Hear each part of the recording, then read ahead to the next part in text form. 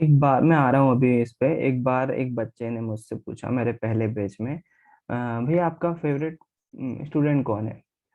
तो इस केस से मेरे को दो चीजें समझानी है। जब उसने ऐसा पूछा, नॉर्मली बच्चों के दिमाग में क्वेश्चन आता है, मुझे मालूम है एग्जाम टाइम में आप इस बकवास बातों पे टाइम वेस्ट नहीं करना चाहोगे, लेकिन थोड़ा सा टाइम है टीचिंग के बाद भी हमें नॉर्मल नॉलेज के साथ साथ ये चीजें, लाइफ की चीजें भी सीखना चाहिए। एक बच्चे ने पूछा आपका फेवरेट स्टूडेंट कौन है? मैंने बोला आपको बुरा लगेगा मैं अगर सच्चाई बोलूंगा तो, इसलिए नहीं बोलना चाहता मैं। लेकिन उसने मुझे बोला नहीं भैया नहीं लगेगा बुरा, आप प्लीज बोलिए, मेरे को कोई ज्यादा फर्क नहीं पड़ता। तो मैंने उसको बताया कि आपकी क्लास में इस बच्चे की क्वालिटी मुझे ये पसंद आती है, और मेरे ख्याल से अब मेरे वैसे तो कोई फेवरेट है नहीं, लेकिन अगर आप मुझसे पर्टिकुलर जबरदस्ती पूछोगे एक बच्चा कोई बताओ, तो ये बच्चा इस क्वालिटी के कारण से मुझे अच्छा लगता है। तो उसके बाद उस बच्चे का जो मेरे लिए बिहेवियर था वो थोड़ा सा चेंज हो गया, और नॉर्मल सी बातें हुई। फिर उसके बाद धीरे धीरे बात खत्म हो गई, और मेरी वैल्यू शायद उसके बाद घट गई उसके लिए। हो सकता हूँ मैं उसकी तारीफ, झूठी तारीफ कर देता तो हो सकता हूँ बढ़ जाती वो वैल्यू। लेकिन यहाँ पर मुझे दो चीजें समझाना है।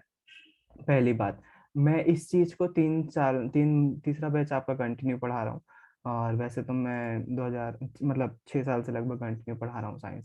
तो इस बात से मैं ये इस बात से पूरी तरह से अब अलग हूँ कि आप स्टूडेंट से जबरन का अटैचमेंट नहीं रख सकते। आप ये नहीं बिलीव कर सकते एज अ टीचर कि किसी स्टूडेंट को आपने पढ़ाया है तो वो जिंदगी भर आपका आभारी रहेगा, या फिर आप जो है उसके लिए पूरी जिंदगी में कुछ ना कुछ वैल्यू रखेंगे। ये बकवास बात है, टीचर्स के लिए नहीं होता है। हर एक टीचर को एक टाइम के बाद उन टीचर से, उन बच्चों से वो चीज जो है वो छूटी जाती है। तो ये जो आपकी लाइफ में कोई नए टीचर आते हैं, नए व्यक्ति आते हैं, आपको उनका सम्मान करना चाहिए, वो ठीक है, लेकिन दिमाग से, मेंटेलिटी में यही बिहेवियर आपका भी होना चाहिए। आपकी लाइफ में उनका रोल यहाँ तक था, वो खत्म हो रहा है, उसके बाद वो रिप्लेस होना तय है। और रिप्लेस होना चाहिए, लाइफ में लोगों का रिप्लेस होना चलते रहता है, नए लोगों का आना, पुराने लोग जाएंगे तभी नए लोगों की एंट्री होगी। वो उससे कोई फर्क नहीं पड़ना चाहिए। ये पहली लाइफ की लेसन है जो कि इस बात में छुपा हुआ है, और आपको भी सीखना चाहिए। लोग आपकी लाइफ में टेम्पररी होते हैं ज्यादातर केस में, और इस एज में जितने ज्यादातर लोग मिलते हैं वो ज्यादातर टेम्पररी ही होते हैं। पहला लाइफ लेसन ये है। दूसरी बात इसमें छुपी हुई है, उस बच्चे की नजर से सोचो जिसने मुझसे बोला कि आप दूसरे बच्चे का नाम नहीं लेंगे, और मैंने अगर दूसरे बच्चे का नाम लिया तो उस बच्चे की नजर से दूसरा लेसन छुपा हुआ है। उसमें उत्पन्न हुई ईर्ष्या, जलन। अगर आप पढ़ते हो ईर्ष्या के बारे में, नॉर्मली देखो हम हिंदी में बहुत सारे भाव पढ़ रहे होते हैं, जब भी हम डेली लाइफ में सुन रहे होते हैं या पढ़ रहे होते हैं तो ईर्ष्या जलन जो है वो बहुत बार प्रेयर में भी आता है। कई प्रकार की प्रेयर में आप देखोगे कि भगवान से प्रार्थना कर रहा होता है कभी, कि ईश्वर हमें ईर्ष्या से बचाना, ईर्ष्या नहीं होने देना, हमें ईर्ष्या से दूर रखना। इस भाव को हम पढ़ तो रहे होते हैं बहुत बार, लेकिन लाइफ में सच्चाई में इस भाव को महसूस करना सीखो। जब किसी को, आपको कोई व्यक्ति अगर अच्छा लगता है और वो किसी दूसरे के साथ है, तो वो जो आपको, अगर वो जो जलन हो रही है ना, वो ईर्ष्या हो रही है, उस भाव को जो आप पढ़ते थे, उस चीज को यहाँ पर महसूस भी करो थोड़ा सा, कि मुझे जलन हो रही है। किसी के मार्क्स ज्यादा आ रहे हैं तो टीचर जो है उसी उसी का जो है वो फेवर ले रहा है, उसी उसी की बात कर रहा है क्लास में, तो एज ए स्टूडेंट हमको जलन होती है, ये क्या बात हुई, उसी उसी की बात कर रहा है। मेरे साथ भी कई बार हुआ, एज ए स्टूडेंट होता है। वो जलन है, वो ईर्ष्या है, दूसरे के लिए जो जागृत होती है। आप चाहते हो कि आप विशेष रहो किसी के स्थान, किसी की लाइफ में, लेकिन हमेशा ऐसा पॉसिबल नहीं है। उस केस में आप उस ईर्ष्या को केवल पढ़ो मत, उस ईर्ष्या को महसूस करो। ऐसी इसी तरह के कई प्रकार के भाव होते हैं जो हमारी लाइफ में आ रहे होते हैं, उनको महसूस करना सीखो। उस जलन को महसूस करो। वो जलन जो आपको होगी, याद रखिएगा, इस ईर्ष्या को सबसे अच्छा टाइम होगा महसूस करने का, जब आपका 10th क्लास का रिजल्ट आएगा। उस 10th क्लास के रिजल्ट में बहुत हद तक बातें होंगी जो आपको पता चलेगा। कई सारे बच्चों को वो ईर्ष्या जलन का भाव जो है वहां पर महसूस होगा। अभी से ही बता दे रहा हूँ, हो सकता हो कई बच्चों ने महसूस किया भी हो। छोटे रहते हैं तो हम जो है वो नॉर्मली उस ईर्ष्या का क्या करते हैं, जिस व्यक्ति को कुछ फायदा हुआ रहता है ना, तो हम उसका मजाक उड़ा के खत्म कर देते हैं वो बात, उसका मजाक उड़ा के। अब बड़े हो जाते हो तो अब ऐसा नहीं हो सकता। उस जलन को महसूस करना सीखो, उसको मैनेज करना सीखो। तब आप जब मैनेज करने लगोगे तब आप खुद को बोल सकते हो कि आप बड़े हो गए हो।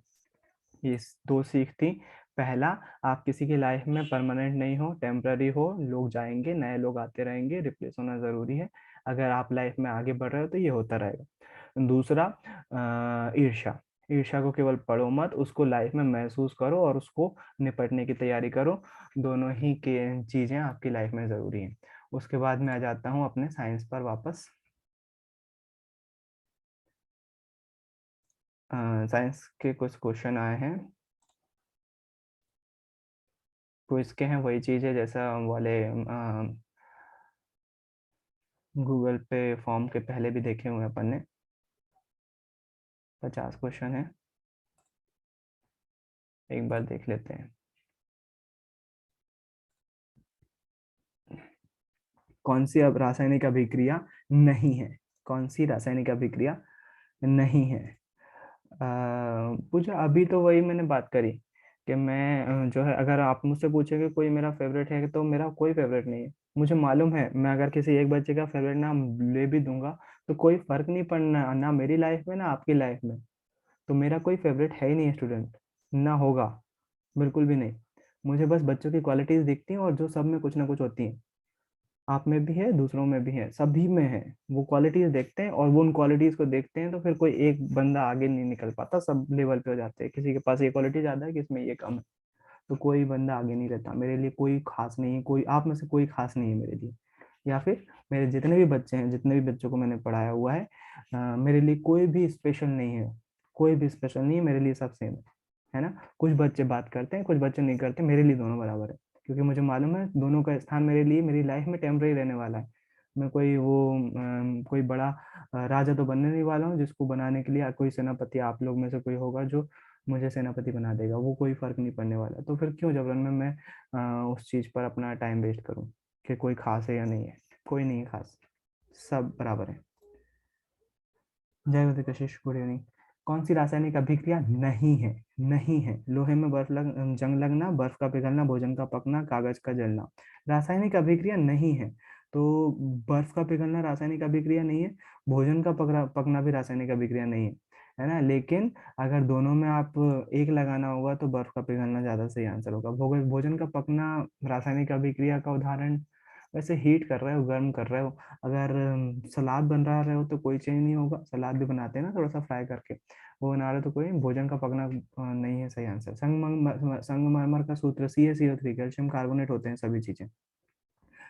देखिए मेरे मार्क्स कितने आते हैं। अपन बर्फ का पिघलना, किस गैस से भरी परखने के मुंह पर मोमबत्ती लाने पर वह पॉप की ध्वनि के साथ जलती है? तो आप सभी को पता है हाइड्रोजन गैस ही आवाज करती है। निम्नलिखित में कार्बन का कौन सा क्रिस्टलीय अपरूप नहीं है? नहीं है। हीरा, फुलेरिन, ग्रेफाइट, पत्थर वाला कोयला। पत्थर वाला कोयला। टमाटर में कौन सा अम्ल उपस्थित होता है? तो ऑक्सिलिक अम्ल होता है। ऑक्सिलिक नहीं, ऑक्सिलिक अम्ल होता है। एसिटिक अम्ल सिरके में होता है, टाइट्रिक अम्ल इमली में होता है, साइट्रिक अम्ल या सिट्रिक एसिड जो है वो नींबू में पाया जाता है, संतरे में। संपृक्त प्राकृतिक गैस का प्रमुख घटक है, CNG का प्रमुख घटक है मीथेन। कौन सा लवण क्रिस्टल जल युक्त नहीं है? नीला सोडा यानी कि कॉपर सल्फेट है। धावन सोडा है। खाने का सोडा नहीं है, इसमें क्रिस्टलन जल युक्त नहीं होता है, जिप्सम में होता है। सभी के फॉर्मूले पता होगा, CuSO4। धावन सोडे का हो जाएगा सोडियम कार्बोनेट Na2CO3.10H2O, और जिप्सम का CaSO4 कैल्शियम सल्फेट। इसमें मेरे को कंफ्यूजन रहता है वाला, आपको मालूम होगा, जो पीओपी होती है उसमें हाफ पानी रहता है और इसमें 1.5 पानी रहता है ना। दोनों मिलकर दो, भैया दो दो भैया पानी रहता है, कैल्शियम दो सल्फेट पानी। Hemihydrate. Calcium sulphate hemihydrate POP का है। पीओपी का पूरा नाम है। हाँ वो पीयूपी का ही तो। जिप्सम का क्रिस्टलन जल। जल कितने रहते हैं? 2 रहते हैं, 1.5 रहता है कि 1 रहता है क्रिस्टलन जल जिप्सम में? दो। दो। दो। दो। और आधा पीओपी में, 1.5 पीओ में भी चला जाता है, हमेशा 1.5 पीओपी में चला जाता है, आधा कुछ नहीं होता। आधुनिक आवर्त सारणी में इलेक्ट्रॉन ग्रहण करने की प्रवृत्ति किस समूह के तत्वों में सर्वाधिक होती है? इलेक्ट्रॉन ग्रहण करने की प्रवृत्ति सबसे ज्यादा किस में होती है? तो इलेक्ट्रॉन ग्रहण करने की, क्वेश्चन अच्छा है, थोड़ा सा ध्यान देना। इलेक्ट्रॉन ग्रहण करने की प्रवृत्ति, जैसे जैसे बाएं से दाएं ओर जाते हो, इलेक्ट्रॉन ग्रहण करने, धातुएं जो होती हैं इलेक्ट्रॉन त्यागती हैं, इलेक्ट्रॉन देती हैं, और इलेक्ट्रॉन त्यागने की प्रवृत्ति इधर जाते जाते बढ़ जाती है। इलेक्ट्रॉन ग्रहण करने की प्रवृत्ति इस साइड जाते जाते बन जाती है। लेकिन 18वें समूह में इलेक्ट्रॉन फुल होते हैं, तो वो नहीं ले सकते इलेक्ट्रॉन, है ना। तो सही आंसर होगा 7वें समूह में। 7वें समूह में सर्वाधिक होती है इलेक्ट्रॉन ग्रहण करने की प्रवृत्ति। त्यागने की प्रवृत्ति धातुओं में होती है। मनुष्य में भोजन का पाचन प्रारंभ हो जाता है ग्रसनी से, अमाशय से, मुंह से, छोटी आंत से। छोटी आंत से ग्रसनी गले को बोलते हैं, ये वाला हिस्सा। तो वो नहीं, मुंह से जो है पाचन शुरू हो जाता है, लार मिलती है और स्टार्च को कन्वर्ट करती है। पौधों में भोज्य पदार्थ कहाँ का परिवहन होता है? भोज्य पदार्थों का फ्लोएम द्वारा, पानी का जाइलम द्वारा। मनुष्य में पाचन तंत्र में कार्बोहाइड्रेट, प्रोटीन वसा का पूर्ण पाचन किसमें होता है? तो छोटी आंत में होता है। शरीर के विभिन्न अंगों तक रक्त पहुंचाने का हृदय धमनी शिराओं द्वारा किया जाता है। शरीर के विभिन्न अंगों तक रक्त पहुंचाने का परिवहन द्वारा किया जाता है। रक्त के साथ ऑक्सीजन ले जाने का कार्य किसके द्वारा किया जाता है? रक्त के साथ ऑक्सीजन ले जाने का काम धमनियों द्वारा किया जाता है। मनुष्य में किडनी एक तंत्र का भाग है जिसको हम कहते हैं, कौन से तंत्र से संबंधित है? उत्सर्जन तंत्र से संबंधित है। मनुष्य में कितने जोड़े गुणसूत्र होते हैं? तो 23 जोड़े गुणसूत्र होते हैं। निम्नलिखित में से कौन सा मादा जनन का भाग नहीं है? तो शुक्रवाहिका। एक बाकी अंडाशय, गर्भाशय, डिंब वाहिनी, इसको फेलोपियन ट्यूब बोलते हैं, और ये कोमल सतह होती है, अंडा इसमें से फिसलकर गर्भाशय में जा रहा होता है। एक पारितंत्र में मानव है सर्वाहारी, आज ही बात करी। अनुवांशिकता का नियम प्रतिपादित किया मेंडल ने। प्राकृतिक वरण द्वारा जैव का विकास सिद्धांत प्रतिपादित किया डार्विन ने। प्राकृतिक वरण ये हट गया है हालांकि। घरेलू छिपकली किस समूह के अंतर्गत आती है? हट चुका है, पढ़ा नहीं है, लेकिन रेप्टिलिया में आएगी वो। पुराने जीवाश्म के आयु का पता लगाने की विधि को कहते हैं, हट गया है, कार्बन डेटिंग कहलाती है, कार्बन तिथि निर्धारण। आपतन कोण परावर्तन कोण के मान कहलाता है, ये नियम कहलाता है परावर्तन का नियम है। वाहनों के पीछे दृश्य देखने के लिए उत्तल दर्पण का यूज करते हैं। दर्पण सूत्र 1/f equals to 1/v plus 1/u। जल का अपवर्तनांक होता है, जल का 1.52 डेढ़ होता है कि ये 1.33 1.32, 33 के 31, 33 1.52 तो 33 केरोसिन या अल्कोहल का था। भैया 1.33, क्राउन कांच का। 1.52। हाँ भैया क्राउन कांच हाँ का। तो इसमें गलत हूँ मैं। निम्नलिखित में से कौन सा पदार्थ लेंस बनाने के लिए प्रयोग किया जा सकता है? जल, कांच, प्लास्टिक, उपरोक्त सभी। खुश मत हो जाना कांच देख के, प्लास्टिक से भी बनते हैं आपके लेंस, जो है वो प्लास्टिक फाइबर के ही बनाए जाते हैं। जल से भी बन सकता है लेंस, है ना। जल को अगर आप कांच उसमें भर दोगे किसी बल्ब में, तो बनाया जा सकता है लेंस। प्लास्टिक के बनते हैं, मेरा चश्मा प्लास्टिक का ही है लेंस। तारों की टिमटिमा, उल्टा क्वेश्चन पूछा है चैप्टर में, मिट्टी आता है, आंसर याद होगा आपको। तारों के टिमटिमाने के कारण प्रकाश का अपवर्तन, वायुमंडलीय अपवर्तन टू बी स्पेसिफिक। न्यूनतम दूरी सूर्य प्रदर्शन की 25 सेंटीमीटर। टेंडर प्रभाव कोलाइडो का गुण है, विद्युतीय गुण, गतिज गुण, प्रकाशीय गुण। मानव नेत्र का जिस भाग पर प्रतिबिंब बनता है उसको दृष्टिपटल बोलते हैं। 1 किलोवाट का तात्पर्य होता है, ओह, 1 किलोवाट में 1000 वाट होते हैं। कंफ्यूज मत होना, यहाँ पर अश्व शक्ति का दिया हुआ है, तो नहीं तो आप गलत कर दो। 1 किलोवाट में 1000 वाट होते हैं, ध्यान रखना। अश्व शक्ति होती है 746, नहीं तो तुम 746 लगा दो। विद्युत धारा उत्पन्न करने वाली युक्ति को कहते हैं जनित। तो हट गया है। पवनों का देश कहते हैं डेनमार्क को। सूर्य की असीमित ऊर्जा का रहस्य नाभिकीय संलयन, संलयन जुड़ते हैं वहां पर, हीलियम गैस बन रही है, हाइड्रोजन हाइड्रोजन। स्थायी चुंबक बनाए जाते हैं नर्म लोहे के फ्रेम पर, नर्म लोहे के। जल, गर्म जल, भाई साहब तांबे के तार का भी यूज करते हैं स्थायी चुंबक में, ठीक है। नरम लोहे के फ्रेम पर बनाए जाते हैं, तो लिख दिया है, ठीक है। गर्म जल प्राप्त करने के लिए हम सौर जल तापक का उपयोग किस दिन नहीं कर सकते? बादलों वाले दिन। पर्यावरण बचाने के लिए प्रयोग होना है। 3R में से R का विषय सम्मिलित नहीं है। Reduce, recycle, reuse, release. Release. वायुमंडल में पराबैंगनी किरणों को रोकने वाली गैस का नाम है ओजोन। किसी परिपथ में विद्युत धारा की उपस्थिति संसूचित करने वाला यंत्र है। विद्युत धारा की उपस्थिति संसूचित करने वाला यंत्र है। चैप्टर 13 का क्वेश्चन है, गैल्वेनोमीटर से आंसर होगा। संसूचित करने के लिए विद्युत धारा को नापने वाला यंत्र होगा अमीटर, नापने वाला यंत्र अमीटर होगा, और संसूचित करने वाला, सेंस करने वाला, भूत पकड़ने वाला यंत्र गैल्वेनोमीटर, है ना। तो ये 13 चैप्टर का हालांकि हट गया है ये, है ना, लेकिन फिर भी विद्युत धारा का संसूचित करने वाला यंत्र जो है गैल्वेनोमीटर होगा, सेंस करने वाला। मेंडल ने अपने प्रयोग पर किसने करा, किस पर करा था? मटर पर किया था। समझात अंगों के उदाहरण हटा दिया है, लेकिन फिर भी लिख सकते हो आप। समरूप के होंगे, समझात के। हमारे दांत और हाथी के दांत। समझात अंग हमारे हाथ, कुत्ते के अग्रपाद। आलू एवं घास के फिर ऊपरी, सारे ही हो सकते हैं ना। हाँ मुझे समझा, तो समरूप अंग अपन ने पढ़ा नहीं है, इसलिए मैं कंफ्यूज हो जाता हूँ इस वाले क्वेश्चन में। समरूप अंग वो होते हैं जो दिखने में समान होते हैं लेकिन कार्य भिन्न भिन्न करते हैं। समझात होते हैं जो दिखने में भी समान है और कार्य भी एक जैसे कर रहे होते हैं। दिखने में अलग अलग है लेकिन कार्य एक जैसे कर रहे होते हैं। तो ये तो सेम है, हमारे दांत और हाथी के दांत। भाई बाहरी दांत जरूर उसके अलग होते हैं लेकिन अंदर के दांत भी हो सकते हैं ना, तो वो भी खाना चबाने का ही काम कर रहे हैं।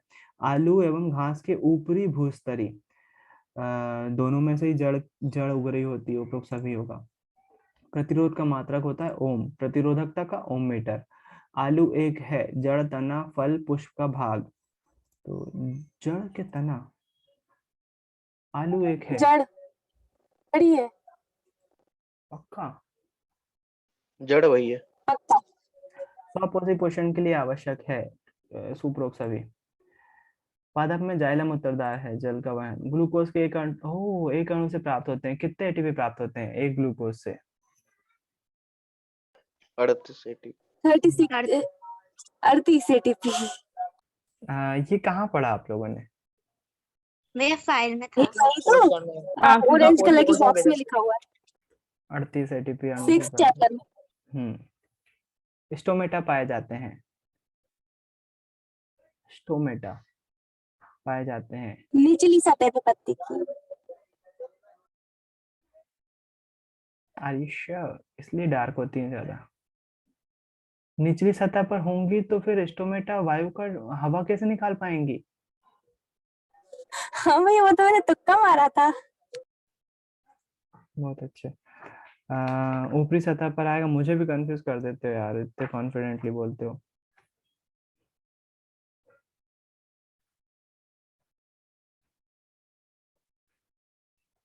इसका कॉमनली मैंने आपको आंसर भी दिया था शायद, अगर खुद सोचो नीचे होंगी तो फिर वो सूर्य का प्रकाश कैसे, स्टोमेटा जो है वो जिम्मेदार होता है वाष्पीकरण के लिए।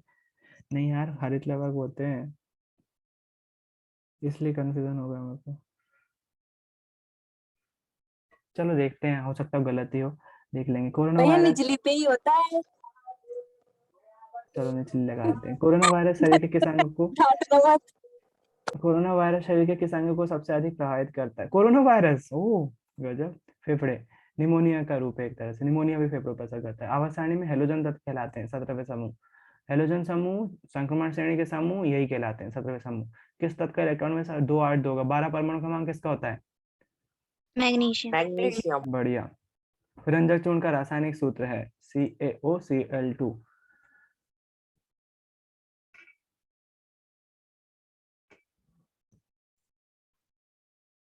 क्या है ऑप्शन 1 क्या दिया हुआ है इसमें?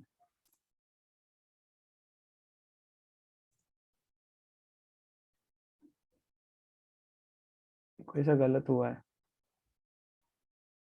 सही सही सही सही सही सही सही सही।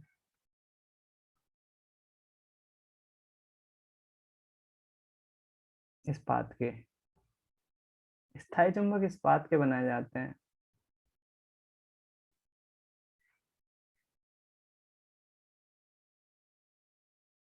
एक मिस्टेक हुई है। समझाता अंगों का उदाहरण, ये तो खैर मुझे कंफ्यूजन था इसमें। आलू एक है, बोला था ना?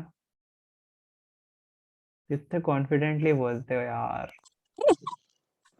मुझे जड़ ही पता था। मेरे को मालूम था, मैं बोल रहा था कि मैंने पढ़ा है तना है तना है, मेरे को जड़ और तने में फर्क लग रहा था कि तना है, लेकिन इतने कॉन्फिडेंटली बोलते हो कि मैं अंडर कॉन्फिडेंट हो जाता हूँ। तना ही है सही आंसर, सही है, और वो तना ही है सही आंसर, बाकी वो सही है। निचली सतह पे पाया जाता है स्टोमेटा, हरित लवक पाए जाते हैं ऊपरी सतह पर। तो आलू एक जड़ नहीं है, तना है भाई साहब, याद रखिएगा। और हमारे ये तो समझा था, हट गए हैं, पता नहीं क्यों दिए इन्होंने। कुछ गलती तो नहीं कर रहे अपन? हमारे हाथ तथा उत्ते के अग्रपात समझातांगों के उदाहरण है। हो सकता है पिछली बार का हो ये। चलो मेरे ख्याल से आ गया होगा समझ में। ऑब्जेक्टिव कर लिया अपन ने। थोड़ा सा टाइम देना था उस पर ताकि, हाँ अग्रपात क्या होते हैं उसमें? अग्रपात मतलब आगे के पैर, कुत्ते के अग्रपात। मेरा वाला सही है कि गलत है? वो पत्ती वाला। पत्ती वाला सही है, नीचे ही होते हैं। कौन? ये अजीब बात है, नई चीज पता चली। स्टोमेटा जो है, रंध्र जो है वो पत्ती के नीचे होते हैं, नीचे।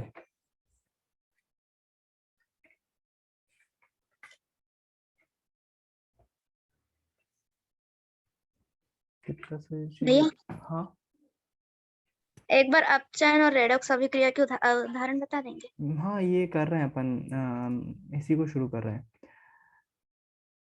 रेडॉक्स अभिक्रिया के उदाहरण और अपचयन अभिक्रिया के उदाहरण। ठीक। चैप्टर फर्स्ट, कोई हेल्प करो, क्या आएगा? 3 नंबर का क्वेश्चन, 2 नंबर का क्वेश्चन। 3 मार्क और 2 मार्क के क्वेश्चन, दो ऑब्जेक्टिव, और ऑब्जेक्टिव भी तो होंगे ही वो तो। इस चैप्टर में अगर मैं आपको शॉर्ट नोट्स के बारे में बात करूं तो सबसे पहले 3 नंबर के क्वेश्चन में एक रिएक्शन आ सकती है, बिल्कुल सामान्य सा क्वेश्चन होगा। सामान्य सा मतलब बिल्कुल बेसिक क्वेश्चन होगा। अगर ये आता है संयोजन, वियोजन और विस्थापन, द्विविस्थापन, उपचयन, अपचयन, रेडॉक्स, ये अभिक्रियाएं आती हैं यदि, तो आपको जो है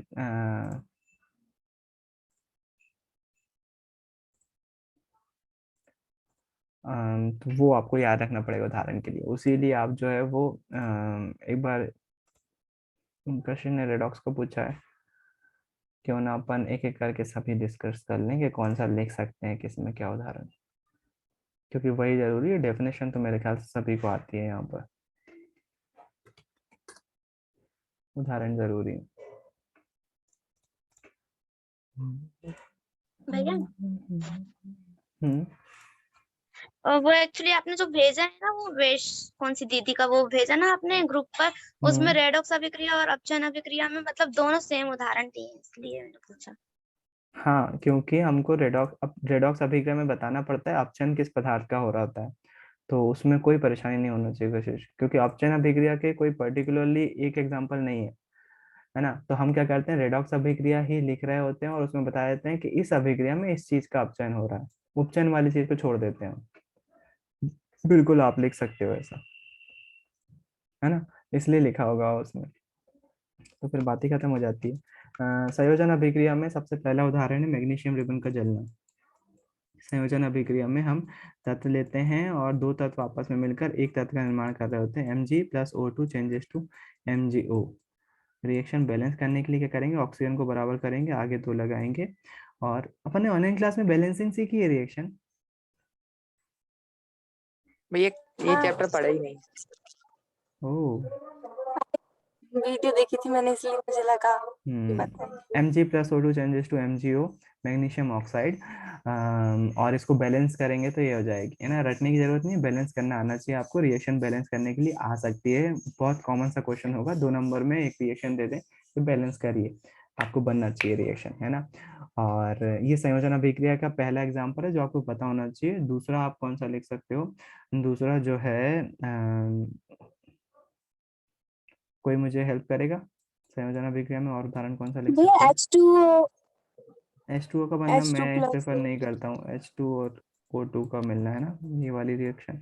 मैं 2 अभिक्रियाएं छोड़ता हूँ, H2O2 और C+O2। ये बहुत बेसिक सी अभिक्रिया है जो मुझे बहुत गंदी लगती है। लिख सकते हो आप, ये संयोजन अभिक्रिया का उदाहरण है ना, लेकिन मुझे तो भैया बहुत जिंक के साथ उसकी बहुत गंदी लगती है अभिक्रिया लिखना। H2 ये हो जाएगा, 2 आगे बढ़ाएंगे तो हाइड्रोजन 4 हो जाएगा, ऑक्सीजन 2 है ही ऑलरेडी। भैया भैया स्क्रीन नहीं दिख मुझे रही है स्क्रीन आपकी, नहीं दिख रही। स्क्रीन नहीं दिख रही तो कब बोलोगे भाई? नहीं, भैया वो खुली रखी है। मुझे लगा पहले से कि नहीं दिख आप रही? नहीं, तो सारा लिख दिया। हाँ, तो मैं लगातार लिख ही तो रहा था। हाँ चलो ठीक है। पहला जो है वो मैग्नीशियम और ऑक्सीजन रिएक्शन करेंगे और Mg+O2 चेंजेस टू Mg हो जाएगा, बैलेंस करने के लिए 2 2 लगा देंगे। अगली रिएक्शन आप संयोजन में, सही बात है, लिख दो यार, काय के लिए क्यों कर रहे हो अपन जबरन में, क्यों एडवांस बन रहा है जबरन में। C+O2 चेंजेस टू CO2, ये एक प्रकार की संयोजन अभिक्रिया है। और साथ ही साथ H2+O2 मिलके पानी बनाते हैं, तो ये भी संयोजन अभिक्रिया है और H2O बनता है। और H2O को रिएक्शन बैलेंस करने के लिए हम क्या करेंगे, यहाँ पर 2 है तो यहाँ पर 2 लगाएंगे ऑक्सीजन में, और हाइड्रोजन 4 हो जाएगा तो आगे 2 लगाएंगे। हमेशा हम बैलेंसिंग के लिए आगे लगाते हैं। तो ये संयोजन अभिक्रिया के भैया उदाहरण वो है। कॉपर ऑक्साइड का बनना भी हो सकता है क्या, Cu कॉपर प्लस जी O2? जी जी बिल्कुल हो सकता है, Cu बिल्कुल हो सकता है, Cu+O2 चेंजेस टू CuO, ये भी संयोजन अभिक्रिया का उदाहरण है। कॉपर ऑक्साइड का बनना है। रिएक्शन बैलेंस करने के लिए आगे 2 लगा देंगे। ये सारे संयोजन अभिक्रिया के उदाहरण है। पहचानने को भी आ सकती है, अगर पेपर थोड़ा सा टफ बनाना होगा इस चैप्टर से तो मैं एक आध अभिक्रिया दे दूंगा और बोल दूंगा बताओ ये वाली किस प्रकार की अभिक्रिया है। तो पहचानना आना चाहिए आपको कि संयोजन अभिक्रिया के वियोजन के विस्थापन क्या है ना। उसके बाद हमारे पास जो वियोजन अभिक्रिया होती है जिसमें एक पदार्थ उठकर 2 या 2 से अधिक पदार्थ बनाता है, वो थोड़ी सी लिमिटेड उदाहरण मौजूद है। मुझे जो उदाहरण याद रहता है वो CaCO3 का को गर्म करना याद रहता है। CaCO3 कैल्शियम कार्बोनेट को अगर हम गर्म करते हैं तो गर्म करने का चिन्ह ऐसा बनाते हैं, गर्म करते हैं तो हमको मिलता है बिना बुझा हुआ चूना कैल्शियम ऑक्साइड प्लस मिलती है हमको कार्बन डाइऑक्साइड गैस। तो आप देखोगे इस अभिक्रिया में बैलेंसी है ये अभिक्रिया Ca और एक O निकल गया तो यहाँ पर क्या बचेगा CO2 बचेगा। हाँ शिव। भैया ये वियोजन नहीं है ना? वियोजन अभिक्रिया है। हाँ नहीं है ना? वियोजन है, एक अभिक्रिया टूट भैया रही है। मैं लिख के आई थी तो आपने बोला था गलत लिख के आई हूँ एग्जाम में। नहीं नहीं, ये वियोजन अभिक्रिया का उदाहरण है। और भैया आपने बोला ऊष्मा क्षेपी अभिक्रिया भी है। कुछ गलती हुई होगी शायद, मेरे समझने में गलती हुई होगी, लेकिन मुझे यही याद रहता है वियोजन अभिक्रिया का उदाहरण ही है ये। इसमें एक पदार्थ टूटकर 2 सरल पदार्थ बना रहा है। मेरे को एक ही एग्जांपल याद रहता है इसका, मैं शायद सोच सकता हूँ सुनने में गलती हुई कुछ। भैया मैंने एक बार नहीं पूछा, मैंने 2 बार पूछा था। मतलब एक बार तो उस टाइम पूछा था एग्जाम के टाइम जब मैं करके आई थी, और फिर एक बार और उसके मतलब 10-20 दिन बाद मैंने व्हाट्सएप पे भी पूछा था, आपने तब भी बताया था। मैं इतनी बड़ी गलती कैसे कर सकता हूँ, क्योंकि मुझे यही रिएक्शन याद रहती है और माइंड मैप में छपी हुई है वो रिएक्शन जो कि इस साइड आती है, राइट हैंड साइड पेज पर बीच में आती है। वो अभिक्रिया वियोजन अभिक्रिया का उदाहरण है, ये वाली वियोजन अभिक्रिया का उदाहरण है। कोई दिक्कत नहीं, अगर मुझसे गलती हुई है तो उसको सुधार लीजिए प्लीज। ये जो है वियोजन अभिक्रिया का उदाहरण है बिल्कुल। और कौन सी अभिक्रिया? ऊष्मीय वियोजन है। इसमें क्या है, ऊष्मा की भी जरूरत हो रही है, तो ऐसे ऊष्मा के द्वारा की गई वियोजन अभिक्रिया को ऊष्मीय वियोजन कहते हैं। तो बिल्कुल ऊष्मीय अभिक्रिया ऊष्मीय वियोजन का उदाहरण है। तो ये वियोजन अभिक्रिया का एक उदाहरण है। और यहाँ पर एक फेरस सल्फेट का जो है वो भी अपघटन है, तो ये भी वियोजन अभिक्रिया है। फेरस सल्फेट FeSO4 जो है वो Fe2O3 फेरिक ऑक्साइड में कन्वर्ट होता है, वो भी जरूरी है। फेरस सल्फेट भैया जान, हाँ भैया CaOH का होल्ट वाइज को गर्म करेंगे तो पानी निकलेगा, वो वियोजन होगी क्या? CaOH को बुझे हुए चूने को गर्म करोगे तो फिर पानी कैसे निकल सकता है उसमें से? भैया पूछ रहा हूँ। कुछ बनेगा भी CaOH का होल्ड वाइज को गर्म करने पर?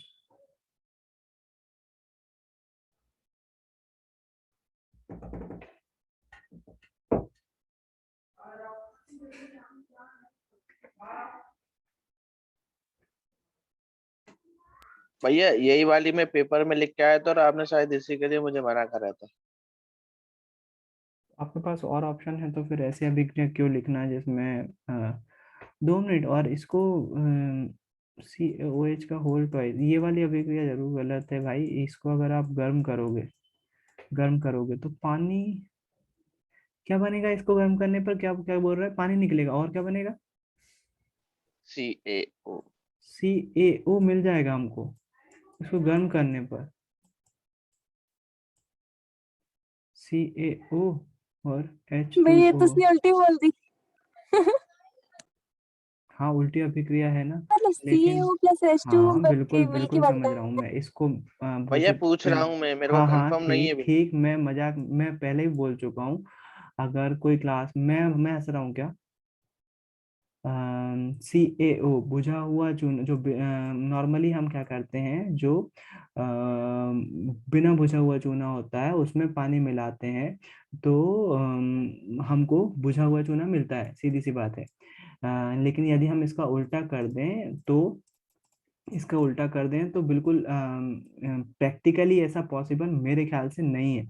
प्रैक्टिकली अगर हम बुझे हुए चूने में अगर उसको गर्म करें तो CaO बिना बुझा हुए चूना मुझे नहीं लगता मिलेगा अपन को, है ना। लेकिन एक बार कंफर्म कर ले रहे हैं, क्योंकि कोशिश मैं एंड टाइम पे यही बोल सकता हूँ, जो ऐसी रिएक्शन लिखने से बच सकते हो आप। मत लिखो ऐसी रिएक्शन जिसमें कंफ्यूजन हो, क्योंकि इसमें कंफ्यूजन बना ही रहेगा, लगातार बना रहेगा आपको हर एक रिएक्शन में। तो उसके कारण से और ज़्यादा कंफ्यूज ना हो, कोई परेशानी नहीं है उसमें, है ना। और एक बार चेक कर ले रहा हूँ मैं, फिर भी क्रॉस चेक कर ले रहा हूँ कि बुझे हुए चूने से गर्म करें यदि। What if we heat Ca calcium hydroxide can be cause chemical burn.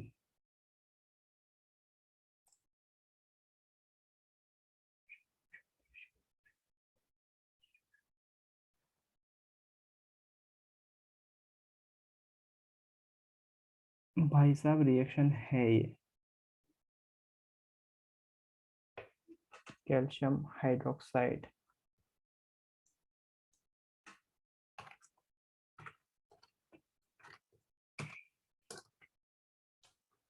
Calcium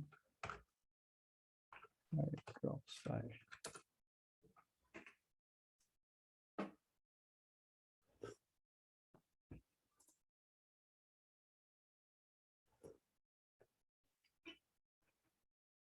ने स्क्रीन शेयर नहीं करी ना, टाइम थोड़ा सा लग जाएगा। COH का voltage CO1, it loses water and becomes, जैसा ही हो। क्योंकि वीडियो भी बने हुए हैं तो मैं एक नज़र में देखकर बोल सकता हूँ ये पॉसिबल है। और ये बिल्कुल वियोजन अभिक्रिया का उदाहरण होगा, उल्टा लिख सकते हो आप। मैंने काटा होगा, बिल्कुल काटा होगा।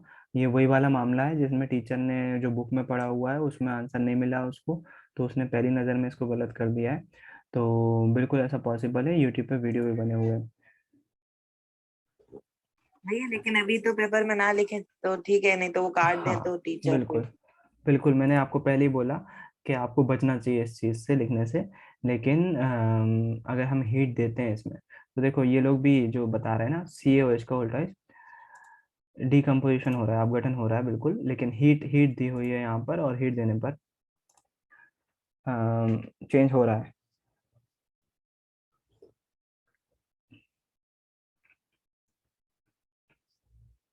तो बैलेंस कर रहे हैं वो, और कुछ नहीं। लेकिन हाँ, यहाँ पर हीट कर रहे हैं वो, और लेकिन मैं फिर से बोलूँगा अभी बचना है इस रिएक्शन को लिखने से। आप फेरस सल्फेट लिख सकते हो, क्योंकि टीचर ने पढ़ी नहीं होती है तो हो सकता हो गलत हो, क्योंकि लॉजिकली टीचर यही सोचता है। और मेरे ख्याल से प्रैक्टिकली सच में पॉसिबल नहीं है। अगर हम कैल्शियम हाइड्रोक्साइड को गर्म करें, इसका मतलब ये है कि यदि मैं चूने पानी को गर्म करता हूँ, चूने पानी को गर्म करता हूँ, तो जो मुझे पाउडर मिलेगा वो मिलेगा मुझे कैल्शियम ऑक्साइड, यानी कि बिना बुझा हुआ चूना। और बिना बुझा हुआ चूने में फिर से पानी मिलाऊंगा तो वो फिर से बुझा हुआ चूना मिल जाएगा। तो इसमें कुछ गड़बड़ लग रहा है ना, क्या प्रैक्टिकली ऐसा पॉसिबल है? नहीं है ऐसा पॉसिबल। कुछ ना कुछ गड़बड़, ये तो वो हो जाएगी कभी खत्म ना होने वाली रिएक्शन। तो फिर वो जाएगा कहाँ, कम नहीं हो रहा होगा पदार्थ, तो फिर वो तो अमर हो जाएगा ना, वो वाला मामला प्रैक्टिकली मुझे पॉसिबल नहीं लग रहा है ये, है ना। लेकिन रिएक्शन लिख सकते हो आप, लेकिन मैं फिर से बोलूंगा प्लीज अभी जो है इसको बचो लिखने से। दूसरी रिएक्शन आप ये वाली लिख सकते हो, FeSO4 वाली। FeSO4 को गर्म करते हैं यदि, तो फेरिक ऑक्साइड बनता है।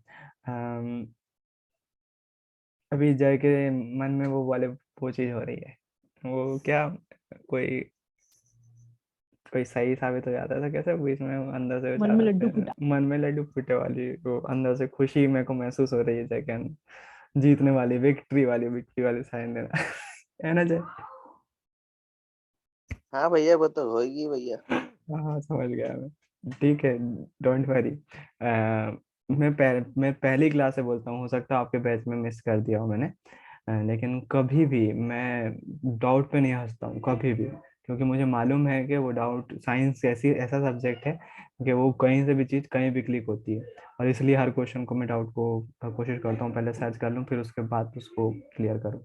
मैं कभी भी डाउट, मेरे टीचर ने मुझे सिखाया है कोई भी डाउट सिली नहीं होता है, कोई भी डाउट सिली नहीं होता है, हमें हर डाउट का सम्मान करना चाहिए।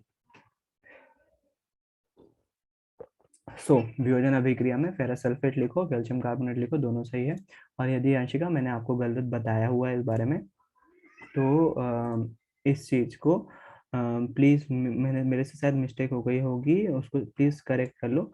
ये वियोजन अभिक्रिया ही है ना? उसके बाद हाँ, क्या हुआ?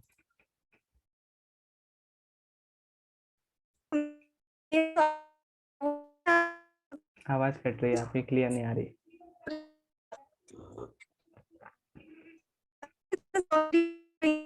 आवाज क्लियर नहीं आ रही आपकी अंशिका,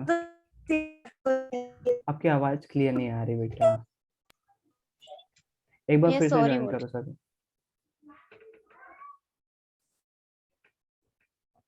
एक बार प्लीज फिर से ज्वाइन करो।